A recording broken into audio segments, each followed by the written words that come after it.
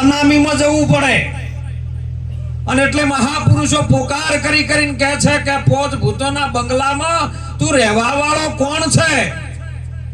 કારણ કે જે લીધું છે તે ભાડેથી લીધું છે અને ભાડાના શરીરમાં આ આયો છે, ધારણ કર્યું છે, એને સ્વયં પ્રાગટ્ય કર્યું છે. કોઈ એને પ્રાગટ કરી શકે એવો નથી, પણ સદગુરુ જો મળી જાય છે જમનો સમ તેમ, પણ કોઈને વાતની ખબર ન પડે એટલે ગુરુના શરણે જઈ અને સદગુરુ મહારાજ ઓમાંથી સુંદર વાત કરી કે વધારાનો કચરો બહાર કાઢે, બીજું કોઈ ઉમેરે ના. આ તો કે બાપુએ મને હમણાં સાખીમ વાત કરી કે સદગુરુએ મને જ્ઞાન આપ્યું, નિજ જ્ઞાન, અને જ્ઞાને ગોવિંદ ઓળખ્યા.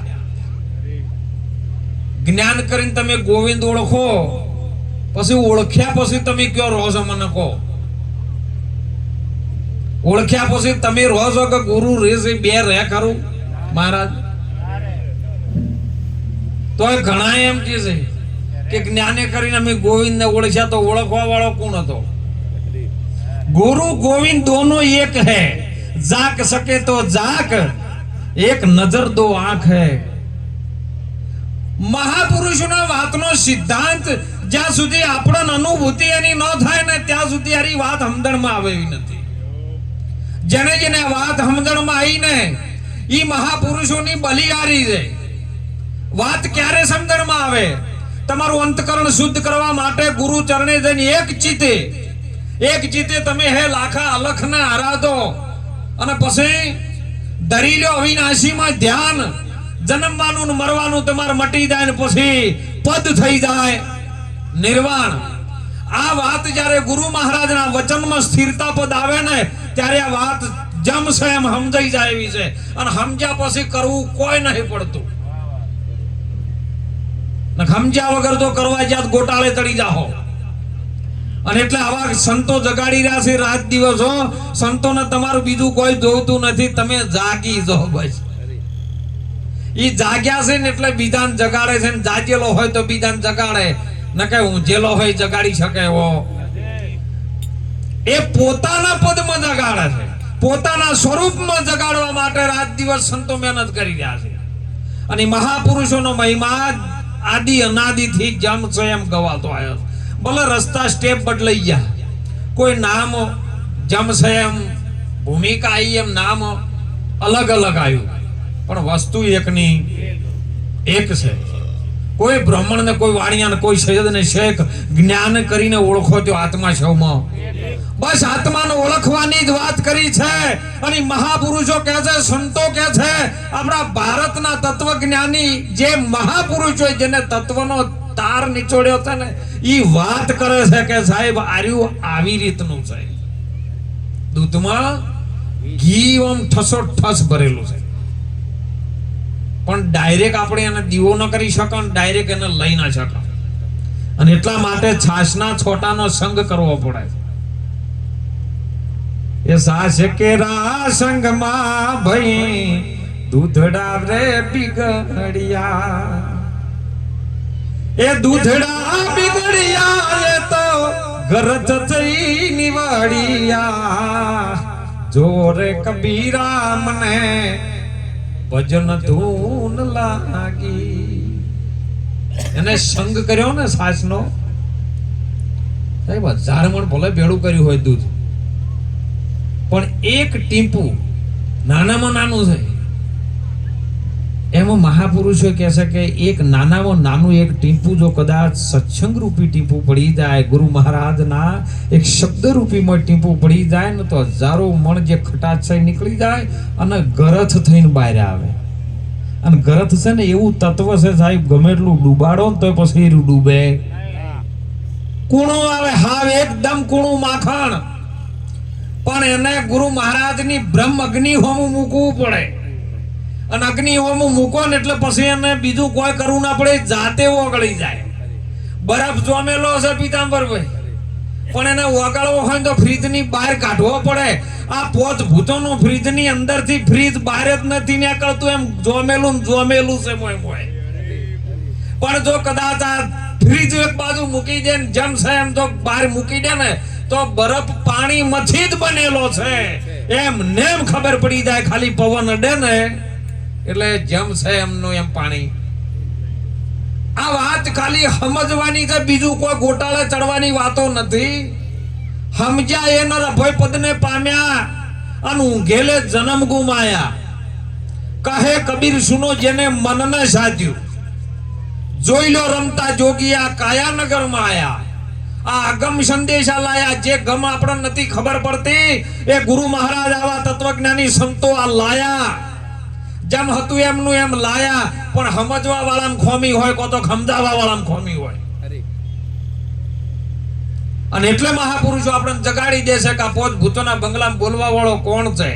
તો રવિરામ બાપુએ પણ સુંદર વાત કરી કે બોલે નર બીજો નથી, પરમેશ્વર છે પોતે. અજ્ઞાની નો ઓધળો નકલ મઠો છેટે રહીને. એટલે સવારામ બાપા એમાં પુરાવો આલ્યો, પડ્યું છે એ ગોતે ને ગોતે છે છેટે છેટે. તીર્થ વ્રત બહુ કરે ને જાય બદ્રીના બેટે.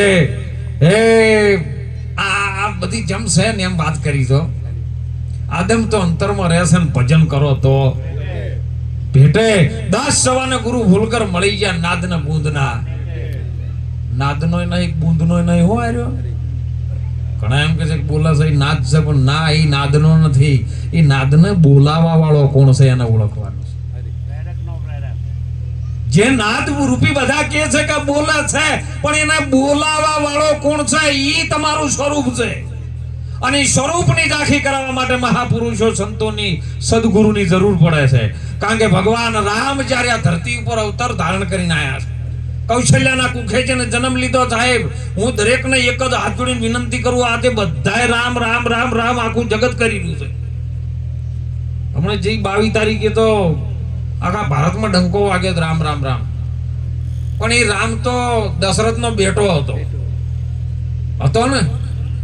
અને કબીર સાહેબે કીધું, સાહેબ સબકા बाप है, बेटा किसी का नहीं, बेटा होकर जन्म ले तो साहेब.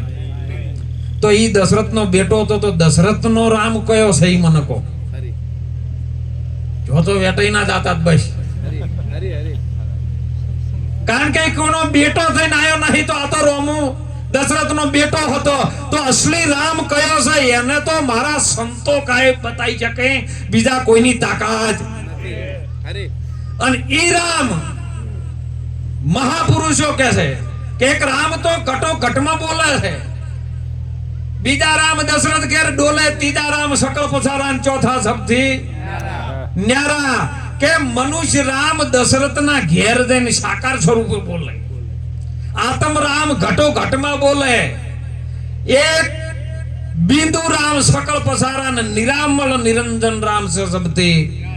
હવે નિરંજન ની ઓળખ કરવી હોય તો મહાપુરુષે માર્કંડ ઋષિએ ભજનમાં કીધું છે, જૂનામાં જૂની શિવ શક્તિએ જ્યારે પાઠ મોડ્યો ને એની અંદર અમર ગુફાની અંદર માં પાર્વતીને શિવજીએ મંત્ર આપ્યો ને એ વખતની વાત કે અસલ યુગમાં ન તો કોઈનો રે આધાર, એ 50 કરોડમાં એ જી પાણી રે, એ એમાં નિરંજન હતા નિરાકાર, એ એમાંથી શક્તિ દર્શાણી રે. પછી શક્તિએ કર્યો છે સમાગમ, નિરંજન ને વચન આલ્યું. શું આલ્યું? વચન. અને વચન થી જ 14 બ્રહ્માંડ રચના હતી. વચન વચનની મેળ હે, વચને ભયો છે પ્રકાશ. એ લાખા 14 લોકમાં બસ વચન રમી રહ્યું છે. અને વચન કોઈ હરિગુરુ સંત ને શાસ્ત્રોની પાસે, બીજા કોઈ કરિયાણાની દુકાનમાં ન મળે, કોઈ કરોડપતિ હોય એના તો ન મળે, ધીરુભાઈ અંબાણીના તોય આર્યું મળે એવું. એ તો કોઈ સંતના પાસે છે કે આ શાસ્ત્રોમાં તમારું વર્ણન કરેલું છે. શાસ્ત્ર જૂઠા ન મળવા. શાસ્ત્રની અંદર જેમ છે ને એમ ઋષિ મુનિઓનો સાર છે. પણ શાસ્ત્ર જેને કદાચ વાંચીને અભ્યાસ ન કર્યો, પણ જ્યારે ગુરુ મહારાજની સમજણ આવે ત્યારે શાસ્ત્ર તમારા માટે છૂટી જાય. ઋષિ મુનિના મુખમાંથી નીકળેલો શબ્દ શાસ્ત્ર બની જાય એવી વાત. અને એ મહાપુરુષો આપણા ભારતના સંતો નિરંજન, નિર્મળ જેનું અંજન થઈ શકે એવો નિરંજન. તમારી ઓખોમ તમે એકબીજા જોવો ને, વંદન કરો ને એટલે ખબર પડી જાય. એકબીજાની ઓખોથી ઓખો મિલાવો એટલે પહેલો પરમાત્માએ આઈનો બનાવ્યો તો ઈ ઓખોની અંદર બનાવ્યો હતો. અને ઈ ઓખોની અંદર તમે એક ધાર્યા જોવો ને એટલે તેજ છે. શું છે? એક નાની કિંમત તમારું પ્રતિબિંબ સામે દેખાય છે, ઈ તમે જ છો, બીજો કોઈ છે. આ તો અમને ઘણા વંદન કરવા આવી તો કે ના અમે તો 52 નમતા છે, અમે તો આ મહારાજ ને નમતા છે. એટલે પણ મહારાજ માં તું છે ને તારામાં મહારાજ છે, બે જુદો નહીં. તમને આ ભેદભાવ ગાલ્યો કે નહીં? બસ આ ભેદભાવ મટાડવા માટે કોઈ સારા સંતની જરૂર પડે છે. જ્યાં સુધી આ ઈર્ષા ભાવ, ભેદભાવ, ભ્રાંતિ અંદરથી ન મટે ને ત્યાં સુધી આ સ્વરૂપની ઓળખાણ આપણને થાય એવી. અને સ્વરૂપની ઓળખાણ જ્યાં સુધી નહીં થાય ત્યાં સુધી આ જગતની જંજાળ, માયા, ભ્રાંતિ, ભ્રમણા મટે એવું નથી. એટલે ભારતની નારી, એક આર્ય નારી મીરાબાઈ આપણી સંત માતા બોલી છે કે તારી આત્માને ઓળખ્યા વિના 184 ના મટે. આ બધી ભ્રમણાઓને ભાગ્યા વિના તારો ભવનો ફેરો નહીં ટળે. આ ભાવ એક જુગ જેવડો છે કોઈને ખબર નહીં. પણ સાવ સોનાનું નાવડું મોય બિહારો રોક અધવચ્ચે જઈને ઊંધું મારે એમાં આવા સદગુરુના શું વક. સદગુરુ મહારાજ પૂરું સમજાવતા પણ પેલો સમજવા ના માંગતો એમાં.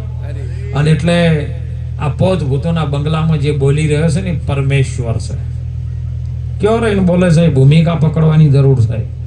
તો સંતોએ, મહા ધર્મના સંતોએ સાહેબ સુંદર વાત કરી રહો કે લાખા પવન અને મન બેને તમે મૂળ કર્મ લાવો. મૂળ કર્મ એમને સીધે સીધું નહીં સમજાવતું. આ તો પેલા જૂના જમાનામાં 20 વર્ષ 25 વર્ષ પહેલા બાપા આવતો મહારાજ, પેલા રમવા માટે આવતા ગામમાં. અને 2 કલાક 2.5 કલાક રમે ને એટલે 10-11 વાગે ને એટલે પછી રિસેસ પડે. એમાં રિસેસ પડે ને એટલે તરત જ કહી દી હાથ જોડીને કે ભાઈ હવે કલાક આપણે બીજો રાઉન્ડ લેવાનો છે, એટલી ઘણા અમને સીધું આલો, અમારો સીધાનો ટાઈમ થયો છે. પણ ઈર્યા તો લોકો 2 કલાક પાત્ર ભજવીને પછી સીધું માંગતા. અત્યારે બધા સીધું માંગે છે. પાત્ર ના ભજવન સીધું તમને કેવી રીતે મળે? અને ઇન્ટરરોલ ની અંદર એવો કાર્યક્રમ ગોઠવાય એટલે ઘડીવાર માટે રંબા વાળી આવે. કોઈ મણિયારો ગવરાવે, કોઈ ફકીરાનો નાથિયો ગવરાવે, કોઈ ઢોલા મારું સાજન તારા સંભારણ, આ બધું ગવરાવે. કલાક ટાઈમ કાઢવાનો હોય, પેલું સીધું ના આવે એટલી ઘડા. અને એમાં કોઈ બોલી જાય અમૃતરામ મહારાજ ભાઈ આપણે કાલે આપણા તો જમવા બધાને હોય દાળ નો રોટલો, પણ પેલા શું કે